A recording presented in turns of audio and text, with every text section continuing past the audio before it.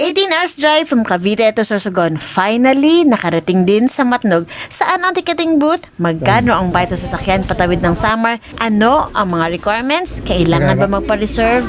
Kailangan pa ng fixer? Pinakamura ay ilang oras ang biyahe? Ito lahat ang sasagutin sa episode na to. This is our Philippine Loop story, a story of faith, prayers, and trust in Him that thy will always be done.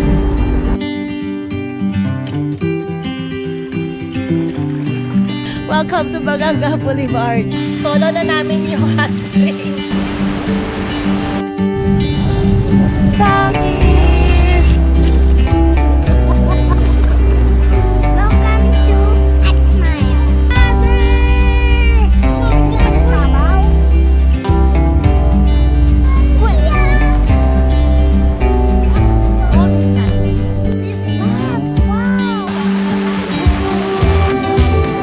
Subscribe in the comments below. From Naga, ang goal, diretso tayo sa Matnog, Sorsogon. Pag mag-Philippine Loop, challenge number 1. 9:36. Ano muna kami ito? Stop over sa McDo. Kasi para atok na talaga kami. Ano muna. Para 12 hours na kami na nagbabiyahe. 3 hours and 5 minutes pa going to Sorsogon or 144 kilometers. So, 12 hours na kami nakabiyahe. Mas maganda na magpahinga muna tayo. Kasi dulig na talaga ako. Hindi naman pwede na matulog ako tapos si tati lang mag-drive.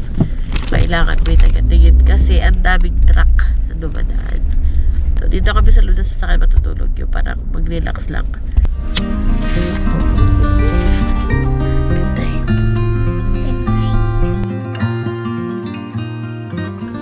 So, 12:23 tapos na kami mag-power nap dito sa McDo.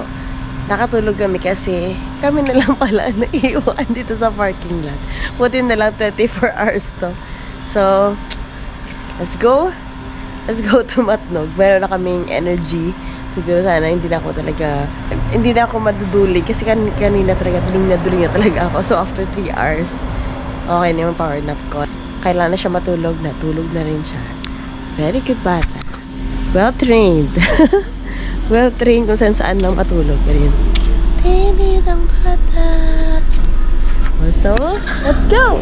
December 1 na. Bukas, birthday na ni Kali. 5 years old na tong bating-ting na to. Pangarap ko sa kanya, gift them sa kanya sa 5 years old na. Malibot niya ang buong Pilipinas na.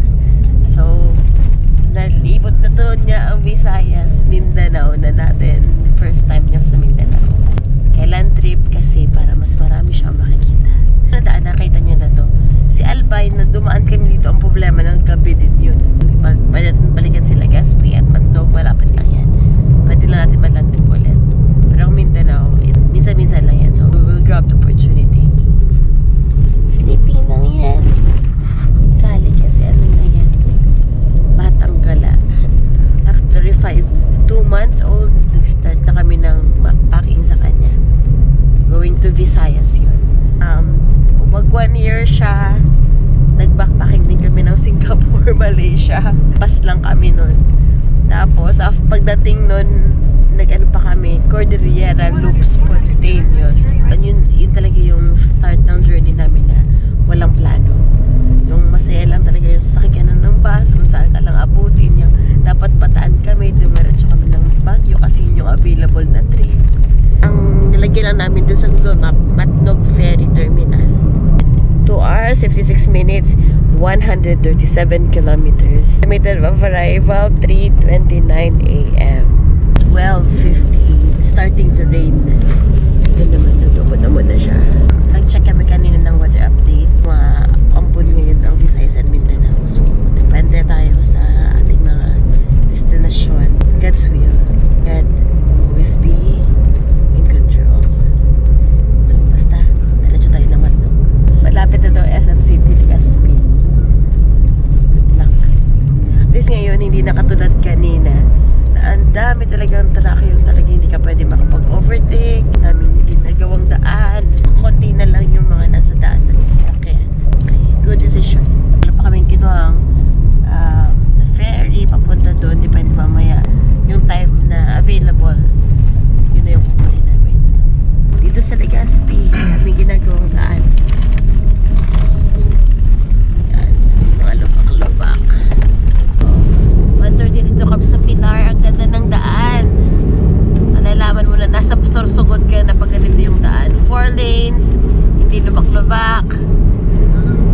kami mga cat's eye. Para ka nasa expressway lang. 1 hour and 33 minutes to go. 90 kilometers na lang. Nakakaduling na talaga. Santo ka. Pagdating doon, ang assignment is paghahanap ng ferry kung saan. Tapos, magkano. Bawal ang fixer. Kasi may additional charge sila. Kaya tipid-tipid lang tayo. So, kailangan natin alamin yung lahat na yun. Umaga ang kalaban mo mga truck. Paggabi ang kalaban mo mga bus. 2:58. Naduling na naman ako sa daan. Nandito na kami sa parang checkpoint papuntang Matog. So dito ako kukuha ng number para dun sa ferry. Ayan, iba naman ang position niya. Love na love ni nanay yan. Proud na proud si nanay sa bata na to. Ihanda ang mga requirements o RCR ng sasakyan, government issued ID, no vaccine card required. Dito bibigyan ka nila ng ito. Fill up. 96. Visit it on hand until the certificate or CR ID. Along the highway lang to ha. Matnog Ferry. Pag basta may checkpoint, baba ka doon kasi doon kayo kukuha ng number. Let's go to Station 1. Station 1, nasa along the road lang siya. So yan, fill upan lang to. Nakalagay lang dito yung driver, plate number, ilan, at saka saan pupunta. Okay, good. Okay na yan.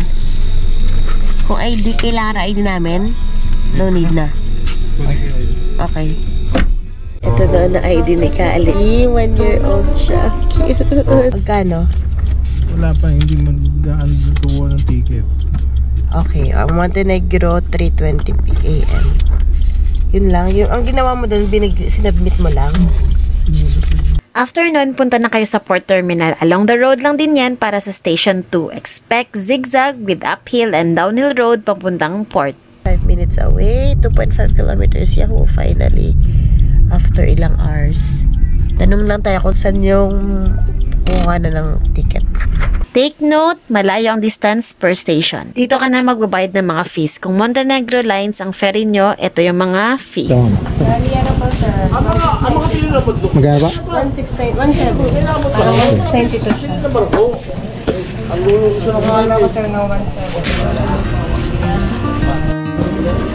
Oh, very good!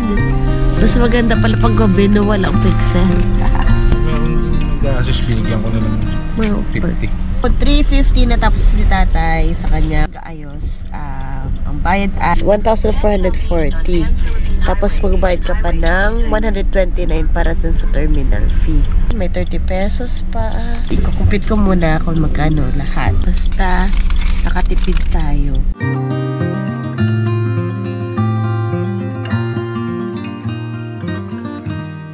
So daw diretso na tayo. Pila na daw tayo doon sa my port.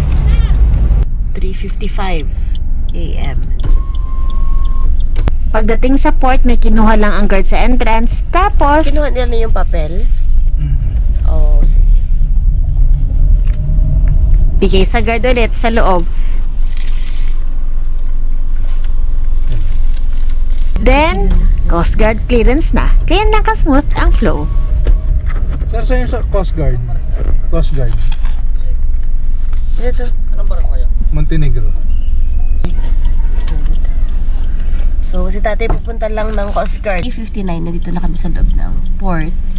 Sa Matnog Port. Pupunta na lang ng Coast Guard para magtanong kung ano oras yung alis ng Montenegro Lines. Ito ang next move. So, ito binigay na kami ng Coast Guard. December 1 ng ticket. Ito lang tinatakan. Tweak. Let's go. Pila tayo dito sa Oman. Pila. Kami sa port. Kapila na kami. Medyo maambon-ambon.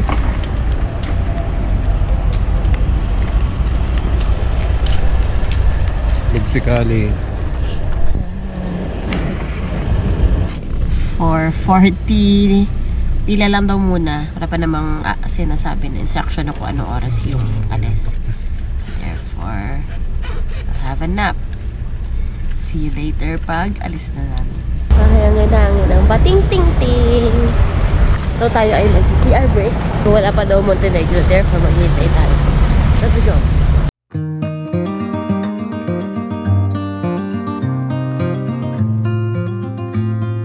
Para mas complete information natin, naging opportunity ko din to magtanong sa port personnel. Ito paskat to. Dito. Yung sumunod niyan, Montenegro. Then, Green. ang sumunod yun dito, Santa Clara. Ito parte dito, yung LCT. 4 sila. Bali, 6 yan. Pero wala pa dito yung iba. Pero kung gusto mo yung mabilis, paskat. Ilang oras pa pala? Kasi 2.5 hour, nandun ka ng Samar. Samantala, itong takbo na natural, mga 3 hours yan, lagi. So parang 30 minutes na safe. No, Sa ano mas mura? Ay, ito pa, Santa Clara. Siyempre. Talaga? Magkano ba naman ang Santa Clara? Saan na Santa Clara na lang? 160. 160 ang ticket.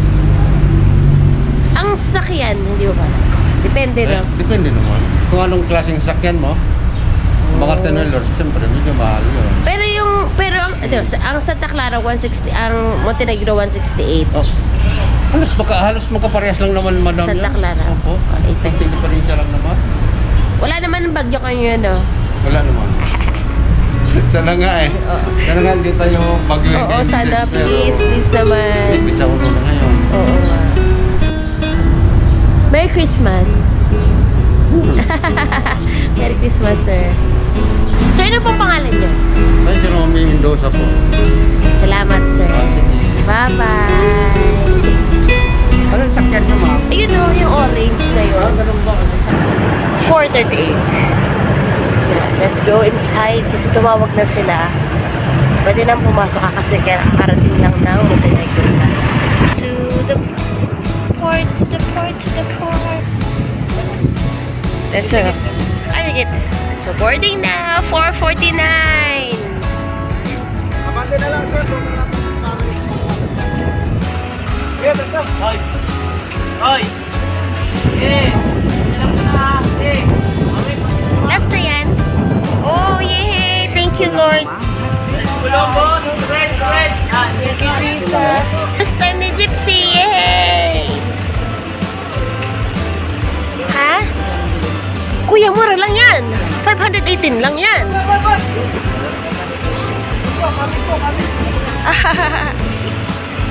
Mura lang yan, sir. Matipid sa gasolina.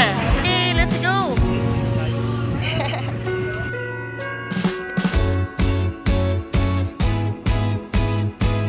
Sana si Kuya.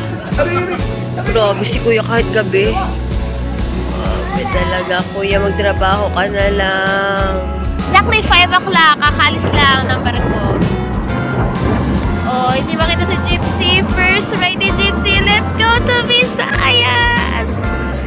Oh. 5 o'clock. The morning scene. Si tatay pagod na. Si Kali tulog. Ako naman tulog. Matutulog na rin. So, 2.5 hours to 3 hours ang travel time. Papunta dun sa Allen Port. Papunta sa Allen Port, diretso tayo ng San Ricardo Port. Para mag 9 hours yun na travel time. Para diretso ng Surigao. It's a dream come true but sobrang pagod pala siya. It's amazing crazy siya. Okay, good night. We will sleep again. Direct your plans to the Lord and He will give you the desires of your heart. Ganyan lang ka-smooth and flow sakay ng ferry sa Matnog, Sorsogon to Allen, Northern Samar. No reservations needed, no fixture needed. Pero kung ayaw niyong pumila, especially sa umaga, pag meron naman kayong extra budget, just get one para maging blessing pa kayo sa kanila. So that ends up our day 1. Nagbaon, natulog sa McDo, physically tired, but our hearts are full of gratitude for this once-in-a-lifetime experience.